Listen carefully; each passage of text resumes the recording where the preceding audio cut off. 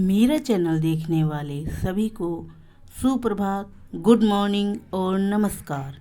मैं अपने चैनल पर आप सभी का स्वागत करती हूं तथा आशा करती हूं कि आप सभी सकुशल होंगे तथा साथ ही अनुरोध करती हूं कि अगर आपको मेरा वीडियो पसंद आया है तो लाइक, शेयर और मेरे चैनल को सब्सक्राइब करना ना भूलें। आज हम जिस विषय में पढ़ने वाले हैं वो है वर्ण विचार।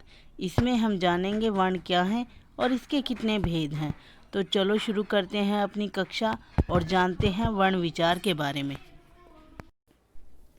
वर्ण विचार व्याकरण का वह भाग है जिसमें हम अक्षरों या वर्णों के उच्चारण, आकार, भेद तथा उनसे शब्द बनाने के नियमों का वर्णन करते हैं या उनसे शब्द बनाने के नियमों के बारे में जानते हैं।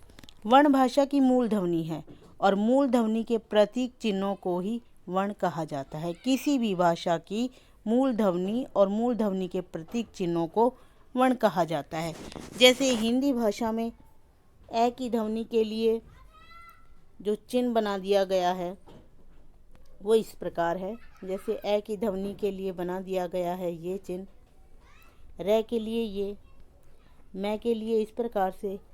अंग्रेजी भाषा के लिए ए के लिए चिन्ह बना दिया गया है, बी के लिए ये चिन्ह। ये जो चिन्ह बना दिए गए हैं, ये जो ध्वनियाँ हैं, ए की ध्वनि है, बी की है, ए की है, रे की है या मैं की है, उनके लिए ये सब जो चिन्ह बनाए गए हैं यही वर्ण कहलाते हैं। अब हम देखते हैं वर्ण की परिभाषा। भाषा की वह छोटी से छोटी ध्वनि जिसके खंड या टुकड़े ना किए जा सकें वह वर्ण कहलाती है। यानी विश्व की कोई भी भाषा हो जिसका और अधिक विभाजन, ऐसी ध्वनि जिसका और अधिक विभाजन या टुकड़ा या खंड न किया जा सके वह वर्ण कहलाती है।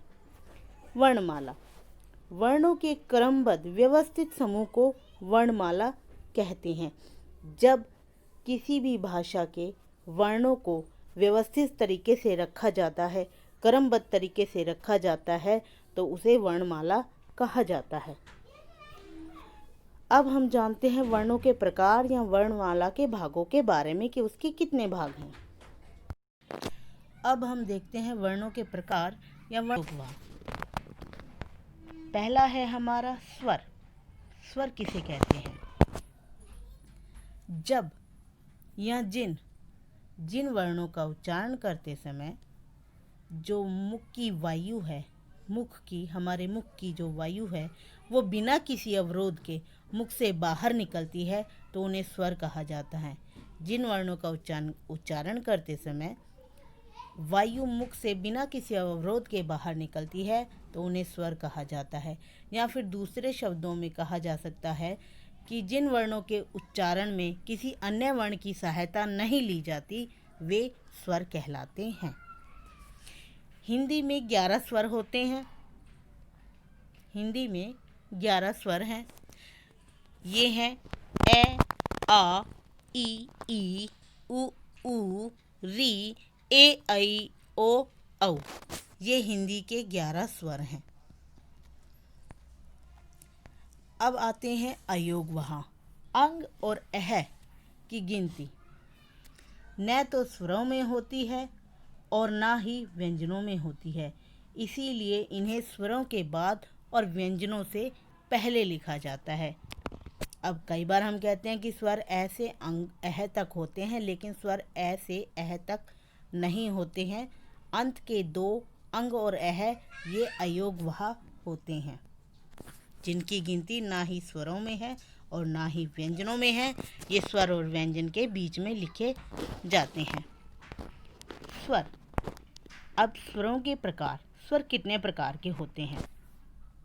स्वर भी हमारे 3 प्रकार के हैं: हर्ष स्वर, दीर्घ स्वर और प्लुत स्वर। हर्ष स्वर, दीर्घ स्वर और प्लुत स्वर। हर्ष स्वर जिन स्वरों के उच्चारण में कम समय लगता है या फिर एक मात्रा का समय लगता है उन्हें हर्ष स्वर कहते हैं। जिन स्वरों के उच्चारण में कम समय लगे या फिर एक मात्रा का समय लगे वे क्या हैं? वे हमारे हर्ष स्वर हैं। जैसे ए, ई, उ, री, ये हर्ष स्वर हैं। इन्हें मूल स्वर भी कहा जाता है। हर्ष स्वरों की रचना किसी स्वर से योग, किसी भी स्वर के योग से नहीं होती है, ये स्वतंत्र हैं बिल्कुल। फिर आते हैं हमारे दीर्घ स्वर। दीर्घ स्वर क्या है? जिन स्वरों के उच्चारण में हर्ष स्वरों से दुगना समय लगे या फिर 2 मात्राओं का समय लगे, उन्हें दीर्घ स्वर कहा जाता है। ये 7 होते हैं, जैसे आ, ई, उ, ए, आई, ओ, औ। हर्ष स्वर और दीर्घ के अतिरिक्त उच्चारण में लगने वाले समय के आधार पर स्वरों का एक तीसरा भेद होता है, प्लुत स्वर, जिसे प्लुत स्वर के नाम से जाना जाता है। प्लुत स्वर में जो उच्चारण का समय होता है वो हर स्वर की अपेक्षा 3 गुना होता है। प्लुत स्वर में जो उच्चारण का समय होता है वो हर स्वर से 3 गुना या 3 मात्राओं का समय होता है। उन्हें प्लुत स्वर कहते हैं। ये प्राय संस्कृत में प्रयोग किए जाते हैं, हिंदी में कम होता है इनका प्रयोग। जैसे ओम की जो ध्वनि है, ओम की जो ध्वनि है, ओम, जब इस ओ को बोलते समय अधिक समय लग रहा है, यानी 3 मात्राओं का समय लग रहा है, तो वो हमारा है प्लुत स्वर। इस प्रकार ओम जो है, ओम है, ओम में 3 मात्राओं का समय लग रहा है, तो ये हमारा प्लुत स्वर है। उच्चारण के आधार पर इन स्वरों के 2 भेद माने जाते हैं। उच्चारण के आधार पर जब हम बोल रहे हैं, हमारे बोलने के तरीके के आधार पर इनके 2 भेद माने जाते हैं। नंबर 1 है अनुनासिक। नंबर 1 अनुनासिक। अनुनासिक या फिर चंद्र बिंदु जिसे कहा जाता है। जिन स्वरों का उच्चारण करते समय ध्वनि मुख के साथ साथ, हमारे मुंह के साथ साथ नासिका यानी नाक के द्वारा भी निकलती है, उसे अनुनासिक कहा जाता है। जैसे अंगूठी, आंगन, आँख आदि। फिर आते हैं निरनुनासिक। निरनुनासिक क्या है? जिन स्वरों का उच्चारण करते समय ध्वनि केवल मुख से निकलती है। अनुनासिक में क्या था? ध्वनि मुख और नाक दोनों से निकल रही थी, और निरनुनासिक में ध्वनि केवल मुख से निकलती है। उन्हें निरनुनासिक कहा जाता है, जैसे ए, आ, ई आदि। फिर है अनुस्वार।